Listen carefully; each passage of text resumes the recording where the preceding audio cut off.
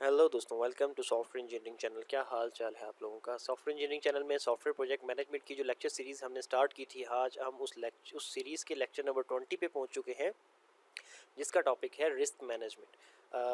काफ़ी अच्छा और इंटरेस्टिंग टॉपिक है, और ये मैं इससे पहले भी अपने सॉफ्टवेयर इंजीनियरिंग कंसेप्ट की प्लेलिस्ट में कवर कर चुका हूँ, लेकिन क्योंकि अब सॉफ्टवेयर प्रोजेक्ट मैनेजमेंट की पूरी आउटलाइन हम कवर कर रहे थे और उस आउटलाइन का ये एक हिस्सा था, तो इसलिए मैं दोबारा से इसको कवर करने जा रहा हूँ। तो अगर आपने वो लेक्चर पहले से मेरा सुना हुआ है तो दोबारा से इसको सुनने की ज़रूरत नहीं है, वही कंसेप्ट मैं दोबारा से बताऊँगा। और अगर आपने वो नहीं सुना है तो इसको छोड़ के वहाँ जाने की ज़रूरत नहीं है, वो वाले कंसेप्ट में यहाँ पे बताने वाला हूँ। ठीक हो गया। और बाकी इसकी स्लाइड्स जो हैं वो आपको पीडीएफ फॉर्मेट में, जो ग्रुप का लिंक इसी स्लाइड की बिल्कुल बॉटम में लिखा हुआ है, यहाँ से आपको जो है ये स्लाइड सारी की सारी मिल जाएंगी। और यही लिंक आपको इस वीडियो के डिस्क्रिप्शन से भी मिल जाएगा, तो आप ग्रुप ज्वाइन कर लीजिएगा, वहाँ से स्लाइड्स उठा लीजिएगा। लेक्चर नंबर 20 है, लेक्चर नंबर 19 तक जितनी भी स्लाइड्स, जितने भी नोट्स हैं, वो सब के सब इस ग्रुप में शेयर किए जा चुके हैं। तो आगे हम चलते हैं, लेकिन उससे पहले मैं आपको बताता चलूँ कि लास्ट लेक्चर जो हमने किया था वो ईवीएम के टॉपिक पे किया था। EVM stand for earn value management system. I hope so कि आपने देख लिया होगा, उसको समझ लिया होगा। और अगर नहीं देखा और नहीं समझा तो मैं आपको एक सेंटेंस बोलना चाहता हूँ, उस पर बहुत ज़्यादा गौर कीजिएगा कि सारी सॉफ्टवेयर प्रोजेक्ट मैनेजमेंट एक तरफ और ये ईवीएम का टॉपिक एक तरफ।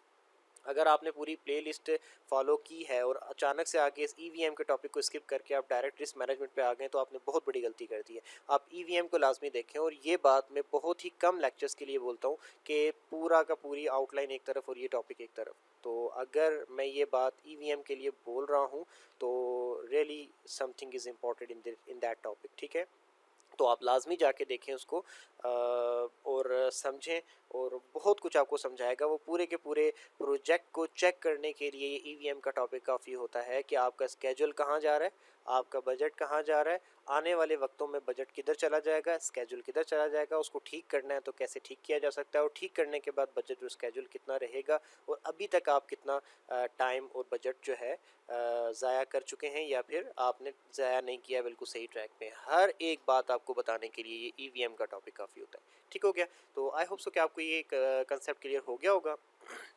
अब हम आगे चलते हैं और आज के टॉपिक को शुरू करते हैं। रिस्क मैनेजमेंट का टॉपिक है, तो सबसे पहले तो हम ये देख लेते हैं कि रिस्क होता क्या है।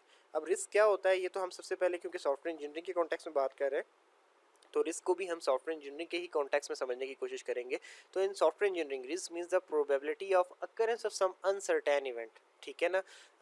सॉफ्टवेयर इंजीनियरिंग में रिस्क का मतलब ये होता है कि किसी अनसर्टेन इवेंट, ऐसा इवेंट जिसके लिए आप रेडी नहीं हैं या फिर जिसके आने के लिए आप तैयार नहीं हैं, उसके आ जाने के चांसेस, और जिसके आ जाने से आपकी ऑर्गेनाइजेशन के अंदर अच्छा खासा नुकसान हो सकता है उस ऑर्गेनाइजेशन में जिसमें ये सॉफ्टवेयर चल रहा है। तो ऐसे प्रॉब्लम के आ जाने के चांसेस को हम क्या कहते हैं, उसको हम रिस्क कहते हैं। सिंपल सी बात है। और रिस्क कहीं पे भी हो सकता है, आपकी डेली लाइफ में भी होता है। आप अपनी डेली लाइफ में बहुत से रिस्क ऐसे होते हैं जिनको आप अवॉइड करते हैं, बहुत से रिस्क ऐसे होते हैं जो कि आप डेली लाइफ के अंदर ले रहे होते हैं, क्योंकि उन रिस्क को लिए बगैर गुजारा नहीं होता। और कुछ रिस्क ऐसे होते हैं जिनको अवॉइड करना लाजमी होता है, वरना हमारी जान तक जा सकती है। ठीक हो गया ना। अगर हालांकि ये बात श्योर नहीं होती कि क्या ये वाकई ये बात होगी या नहीं होगी, लेकिन अगर हो गई तो उसका नुकसान इतना बड़ा होगा कि जिसका कोई भी जो है ना, जिसको हम ओवरकम किसी भी तरीके से नहीं कर सकते। तो ऐसी जो बात जिसके होने के चांसेस हों और आप उससे डर रहे हो, उसको आप क्या कहते हो, रिस्क कहते हो। ठीक हो गया। सिंपल सी और सादा सी बात है। तो रिस्क आप डेली लाइफ में कुछ रिस्क ले लेते हैं, जिन रिस्क के हो जाने से कोई नुकसान इतना बड़ा नहीं होता, लेकिन अगर वो नहीं होते तो फ़ायदा बहुत बड़ा हो जाता है। तो ऐसे रिस्क लेने चाहिए लाइफ में, और आप लेते भी हैं। तो इसी तरीके से सॉफ्टवेयर इंडस्ट्री में भी हम ऐसे रिस्क ले रहे होते हैं। और कुछ रिस्क ऐसे होते हैं कि अगर कुछ वो नहीं हुए तो कोई मसला नहीं, लेकिन अगर हो गए तो बहुत बड़ा नुकसान हमें उठाना पड़ेगा। तो ऐसे रिस्क को हम अवॉइड करते हैं अपनी लाइफ में भी, और इसी तरीके के रिस्क को हम अवॉइड करते हैं सॉफ्टवेयर इंजीनियरिंग के फील्ड में भी। तो अब हम चलते हैं रिस्क मैनेजमेंट की तरफ। जब हम किसी भी प्रोजेक्ट को प्लान करते हैं कि अब हम इस प्रोजेक्ट पे काम करने वाले हैं, तो हम उसके तमाम किस्म के जो भी रिस्क होते हैं, जिनके आने के चांसेस होते हैं, हम क्या करते हैं, हम उन सब के ऊपर भी गौर करते हैं, उन सब पे भी फिक्र करते हैं, उन सबको भी आइडेंटिफाई कर लेते हैं। और जब वो रिस्क आइडेंटिफाई हो जाते हैं तो उसके बाद हम क्या करते हैं कि उन सब को जो है लिस्ट डाउन कर लेते हैं, और लिस्ट डाउन करने के बाद उन सब का इम्पैक्ट चेक कर लेते हैं, यानी कि उनका असर चेक कर लेते हैं कि फ़र्ज़ करें कि हमारा ये रिस्क है कि ये वाला काम होगा, ठीक है ना। तो अगर ये हो गया तो कितना नुकसान होगा, और अगर नहीं हुआ तो फ़ायदा कितना हमें हासिल हो सकता है, ये चीज़ हम पूरी की पूरी एक लिस्ट बना लेते हैं। ठीक हो गया। ये सारा का सारा काम जो होता है इसको हम क्या कहते हैं, रिस्क मैनेजमेंट। यानी कि सबसे पहले क्या, प्रोजेक्ट प्लान करते हुए तमाम रिस्क के बारे में सोचना, उन रिस्क की प्रोबेबिलिटी के बारे में सोचना। प्रोबेबिलिटी का मतलब ये होता है कि इसके आने के कितने % चांसेस हैं, इस चीज़ के बारे में सोचना। उसके बाद उसकी लिस्ट बना के उसके इम्पैक्ट्स के बारे में सोचना कि इसका असर कितना होगा हमारे प्रोजेक्ट के ऊपर। ये सारा का सारा काम क्या करना, क्या कहलाता है, रिस्क मैनेजमेंट कहलाता है। तो अब ये सब चीज़ें हम वन बाय वन डिटेल में देखेंगे। सबसे पहले होता है रिस्क आइडेंटिफिकेशन करना। रिस्क आइडेंटिफिकेशन का मतलब होता है किसी रिस्क की शनाख्त करना, ठीक है। ये काम जो है बेसिकली किस चीज़ के ऊपर बेस्ड कर रहा होता है, आपकी ब्रेनस्टॉर्मिंग टेक्निक के ऊपर। वो क्या होती है, वो ये होती है कि आप बैठ के सोचो, अपना दिमाग लड़ाओ, ठीक है ना, और उसके अंदर से रिस्क के अंदर आपके प्रोजेक्ट के अंदर आने वाले हर किस्म के रिस्क को ढूंढ ढूंढ के निकालो। लेट से मैं एक बाइक के ऊपर बैठ के राइड करके जा रहा हूँ, यहाँ से लेट से यूनिवर्सिटी जा रहा हूँ, मैं एक स्टूडेंट हूँ, मैं यूनिवर्सिटी जा रहा हूँ। तो जिस रास्ते से मैं जा रहा हूँ, ठीक है, उस रास्ते पे आने वाले तमाम रिस्क में बैठ के सोचना शुरू कर देता हूँ। तो डेफिनेटली मैं अपना दिमाग लड़ाऊंगा तो ही रिस्क सामने आएंगे। पहला रिस्क ये है कि जनाब मैं बाइक के ऊपर बैठ के क्योंकि जा रहा हूँ, तो रास्ता बहुत ख़तरनाक है और पहाड़ी इलाका है, और एक तरफ जो है गहरी खाई है, दूसरी तरफ पहाड़ है। तो क्या रिस्क माइंड में आएगा, हाँ यार अगर मैंने लापरवाही की तो मैं खाई में जाके गिर सकता हूँ, जिसके अंदर से दरिया बह के जा रहा है। ठीक हो गया। अच्छा, दूसरी बात ये कि और क्या रिस्क है, और रिस्क ये है कि मैंने ओवर स्पीडिंग अगर की तो ये हो सकता है कि मेरा एक्सीडेंट हो सकता है। ओके जी। अच्छा, उसके बाद और क्या रिस्क है, और इसके अलावा इस तरीके से आप सारे के सारे वन बाय वन रिस्क देखते चले जाते हो, फिर आप उनका इम्पैक्ट देखते हो। ठीक हो गया। लेट्स से वो इम्पैक्ट क्या है कि अगर मैं खाई में गिर गया तो मेरे बचने के चांसेस बहुत कम है। ठीक है, अब आपने ये इम्पैक्ट देखा, अब आप इस रिस्क को अवॉइड करने की स्ट्रैटेजी बनाओगे। ठीक हो गया। अब वो अवॉइड करने की स्ट्रैटेजी कैसे बनती है कि जनाब अब ये इसका इसका ये आंसर तो कभी भी नहीं हो सकता, क्योंकि जी खाई है रास्ते में, तो आप उस रास्ते पर ट्रैवल करके यूनिवर्सिटी जाना छोड़ दें, ऐसा पॉसिबल नहीं है। मैं उसके लिए क्या बनाऊंगा, स्ट्रैटेजी बनाऊंगा कि मैं थोड़ा सा गैप रख के वहाँ से चलूँगा, और अपने जब ड्राइव कर रहा हूँ, जब मैं बाइक को राइड कर रहा हूँ, तो मैं बहुत केयरफुली राइड करूँगा, और इसके अलावा मैं कुछ सेफ्टी प्रिकॉशंस लूँगा। मैं मुझे ये पता है कि ओवर स्पीड किया तो एक्सीडेंट होने का रिस्क है, ठीक है ना। ये नहीं है कि 100% होगा ही होगा, लेकिन होने के चांसेस हैं, ठीक है। तो ये क्या है, ये रिस्क है। अब इस सिचुएशन में मैं क्या करूँगा, मैं उसको अवॉइड करने के लिए मैं कुछ सेफ्टी प्रिकॉशंस लूँगा। सबसे पहले क्या कि रिस्क की किस वजह से आ रहा है, ओवर स्पीड की वजह से, तो वो जो प्रॉब्लम है मैं उसको ख़त्म कर दूंगा, मैं ओवर स्पीडिंग नहीं करूँगा। इस तरीके से अब सारी की सारी चीज़ें हैं, ये सारे के सारे रिस्क जिनको मैं डील कर सकता था वो मैंने डील किए, लेकिन एक रिस्क अभी भी एग्जिस्ट करता है, ठीक है। वो कौन सा रिस्क है कि मैं सारी की सारी सेफ्टी प्रिकॉशंस करके चल रहा हूँ, लेकिन रोड पे आगे से कोई और आदमी आ जाता है जो ओवर स्पीडिंग कर रहा था, जिसको गाड़ी अच्छे से ड्राइव करना नहीं आती है, और वो आके मुझे हिट कर देता है, तो क्या होगा।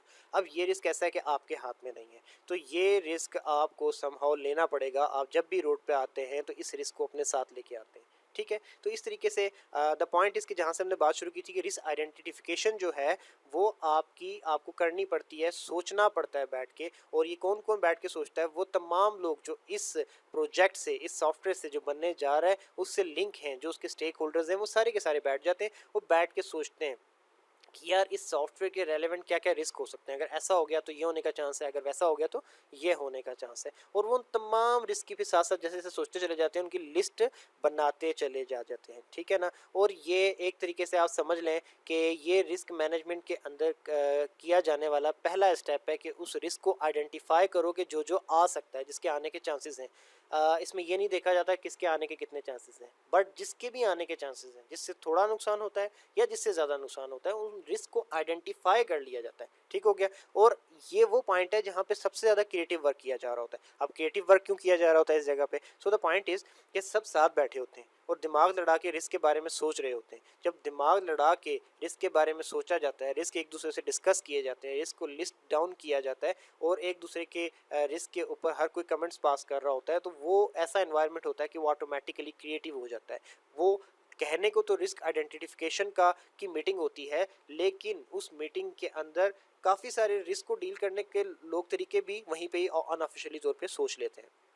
इसके बाद analysis and prioritisation of risk. ठीक है, अब ये क्या चीज़ है? अब सबसे पहले तो हमने क्या किया कि रिस्क को आइडेंटिफाई कर लिया। अब रिस्क को आइडेंटिफाई करने के बाद दूसरा स्टेप ये होता है कि वो जो लिस्ट जिसमें आपने सारे रिस्क लिखे हुए हैं, उसके अंदर से हर एक रिस्क को पकड़ के आप उसका इम्पैक्ट देखते चले जाते हैं। जैसे मैंने अभी आपको एक डेली लाइफ एग्जांपल दी थी कि बाइक वाले मामले के ऊपर, कि देखें खाई में गिरने का एक इम्पैक्ट ये है कि जान जा सकती है, ठीक है, लेकिन उस रिस्क के आने के चांसेस कितने हैं, ये सब चीज़ें इम्पैक्ट लेवल पे देखी जाती हैं। ठीक है, because all the necessary action you may take on the risk depends on how much a risk have impact on the overall project। मतलब ये कि आप जितने भी एक्शंस लेते हैं ना कि इस रिस्क को हम किस किस तरीके से डील कर सकते हैं, वो एक्शन सारे इस चीज़ पे डिपेंड करते हैं कि उस रिस्क का इम्पैक्ट कितना है। अब जैसे डेफिनेटली मैंने ये देखा कि यार मैं ओवर स्पीडिंग करता हूँ तो उसका इम्पैक्ट ये है कि बहुत ख़तरनाक एक्सीडेंट हो सकता है, तो डेफिनेटली मैं इस रिस्क को डील करने के लिए तमाम नेसेसरी एक्शंस लूँगा। सबसे पहले मैं स्पीड रिड्यूस कर दूंगा, फिर उसके बाद मैं हेलमेट यूज़ करूँगा, फिर उसके बाद मैं ग्लव्स यूज़ करूँगा, फिर उसके बाद सेफ्टी किट यूज़ करूँगा एंड सो ऑन। ठीक है ना, तो इतनी सारी की सारी चीज़ें आप करते हैं, तो वो इसलिए ये लाजमी होता है कि आप उसका इम्पैक्ट लाजमी फाइंड आउट कर लें कि इसका कितना इम्पैक्ट होने वाला है, क्योंकि जितना ज़्यादा इम्पैक्ट होगा उतनी ज़्यादा आप उसके लिए सेफ्टी मेजर्स लेंगे। अब इसके अंदर जो वर्ड प्रायोरिटाइजेशन यूज़ किया गया, ठीक है ना, ये किस लिए? क्योंकि जिसका जितना ज़्यादा इम्पैक्ट होता है टॉपिक के अंदर, एनालिसिस एंड प्रायोरिटाइजेशन जो लिखा हुआ है मैं उसकी बात कर रहा हूँ, कि जिसका जितना ज़्यादा इम्पैक्ट होता है उसको उतना ज़्यादा प्रायोरिटाइज करके और उसको इमीडिएट बेसिस के ऊपर उस पर सबसे ज़्यादा इंपॉर्टेंस उसको दी जाती है और उसको जल्दी और अच्छे तरीके से सॉल्व करने की कोशिश की जाती है, इसलिए रिस्क प्रायोरिटाइजेशन इसको कही जाती है। ठीक है ना, for doing something good and extraordinary sometime you take small risk. अब जैसे मैंने आपको बताया कि हर रिस्क का अवॉइड करने वाला नहीं होता, कुछ काम करने के लिए, कुछ एक्स्ट्रा ऑर्डिनरी करने के लिए, यूनिवर्सिटी में जाके कुछ बनने के लिए ये छोटा सा रिस्क तो आपको लेना ही पड़ता है कि मैं सारे सेफ्टी मेजर लेके चल रहा हूँ, लेकिन फिर भी कोई आगे से कोई बेवकूफ़ जिसको ड्राइविंग करना नहीं आती वो आके मुझे हिट कर सकता है। ठीक हो गया, अब वो आप अवॉइड नहीं कर सकते, वो आपके हाथ में है ही नहीं, तो इस किस्म के तो रिस्क आप लोगे। बाकी जो आपके हाथ में थे, आपने उनकी लिस्ट बना ली थी, उनको लिस्ट बनाने के बाद उनका इम्पैक्ट नोट कर लिया था, और जिसका सबसे ज़्यादा इम्पैक्ट था उसको सबसे ज़्यादा प्रायोरिटी पे रखा गया था, और उसको रख के तो उसकी बेस के ऊपर जितने आप सेफ्टी प्रिकॉशन ले सकते थे वो आपने लेने के लिए स्ट्रैटेजी बना ली थी। अब रिस्क अवॉइडेंस ये क्या होता है?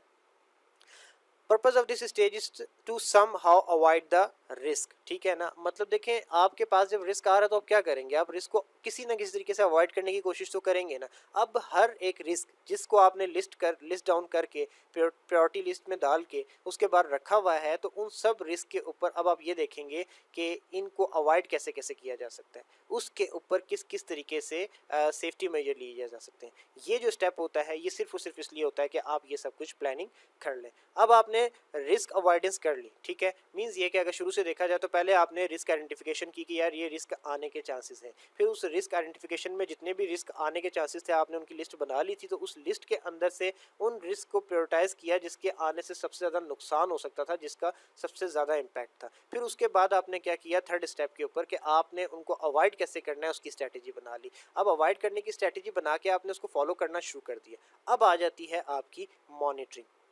मॉनिटरिंग में क्या होता है कि आप क्या करते हैं कि आपका रिस्क जो है आइडेंटिफाई हो चुका है, उसकी प्रोबेबिलिटी आपने चेक कर ली है, जितने नेसेसरी एक्शन लेने थे आपने उसको ख़त्म करने के लिए या उसको कम से कम करने के लिए वो आप सारे के सारे ले चुके हैं। अब आपका जो काम है वो सिर्फ और सिर्फ ये है कि अब आप उसके ऊपर जस्ट नज़र रखते हैं। ठीक है ना, नज़र इसलिए रखते हैं कि कहीं दोबारा से ये रिस्क ना आना शुरू हो जाए। ठीक है ना, अगर ये दोबारा आ जाता है तो हम उसको फ़ौरन डील कर लें, तो इसलिए मॉनिटरिंग करना लाजमी होता है। मैं दोबारा से अपनी रियल लाइफ एग्जांपल की तरफ जाऊंगा कि मैंने एक्सीडेंट को अवॉइड करने के लिए स्पीड लो कर ली, मैंने हेलमेट पहन लिया, बट दैट डजंट मीन कि अब मैंने हेलमेट पहना हुआ है और अब मैंने स्पीड जो है लो कर ली है तो अब मैं बिल्कुल ही परवाह किए बगैर ड्राइव करना शुरू कर दूँ, राइड करना शुरू कर दूँ बाइक को, कि अब एक्सीडेंट हो भी जाता है तो कोई टेंशन नहीं है, still you have to avoid the accident. ठीक है ना, तो उस चीज़ को आप क्या कहते हो कि मॉनिटरिंग है। ठीक है, तो रिस्क मैनेजमेंट का टॉपिक बहुत आसान सा है और मैं हर एक स्टेप के ऊपर आपकी बाइक वाली एग्जांपल को साथ लेके इसलिए चला हूँ ताकि आप डेली लाइफ से चीज़ों को रिलेट करके अच्छे से समझ सको। Dealing with the risk and taking all the important step to deal with the risk is the quality of a good software project manager.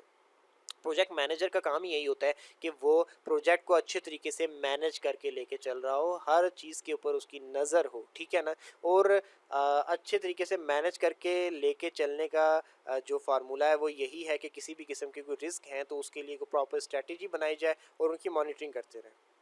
और अगर कोई प्रोजेक्ट मैनेजर ये सब कुछ कर रहा है तो डेफिनेटली वो एक अच्छा प्रोजेक्ट मैनेजर है, ये उसकी क्वालिटी समझी जाएगी कि कोई भी आने वाले मसले को बहुत पहले वो देख लेता है और उसकी प्रायोरिटाइजेशन कर लेता है उसके इम्पैक्ट के हिसाब से और उसको अवॉइड करने की स्ट्रैटेजी बना लेता है। तो इसका मतलब वो बहुत ही अच्छा प्रोजेक्ट मैनेजर है, क्योंकि उसकी इन स्ट्रैटेजीज़ की वजह से प्रोजेक्ट बजट और स्केजल से कभी भी स्लिप नहीं कर सकेगा। तो आई होप सो कि ये लेक्चर आपको पसंद आया होगा। किसी चीज़ को लेकर कन्फ्यूजन हो तो ट्विटर अकाउंट मेरा आपको सामने नजर आ रहा है, प्लीज़ को फॉलो कीजिए और कोई क्वेश्चन हो तो यहाँ पे आप आके मुझसे पूछ सकते हैं। इसके अलावा वीडियो अच्छी लगी हो तो लाइक करके प्लीज़ चैनल को सब्सक्राइब कर दीजिएगा। ये एक छोटी सी सपोर्ट है जो आपकी तरफ से हमें मिलती है और हमें मोटिवेट करके रखती है न्यू न्यू लेक्चर बनाने के लिए। तो दोबारा मिलते हैं नेक्स्ट लेक्चर में, तब तक के लिए अल्लाह हाफिज़।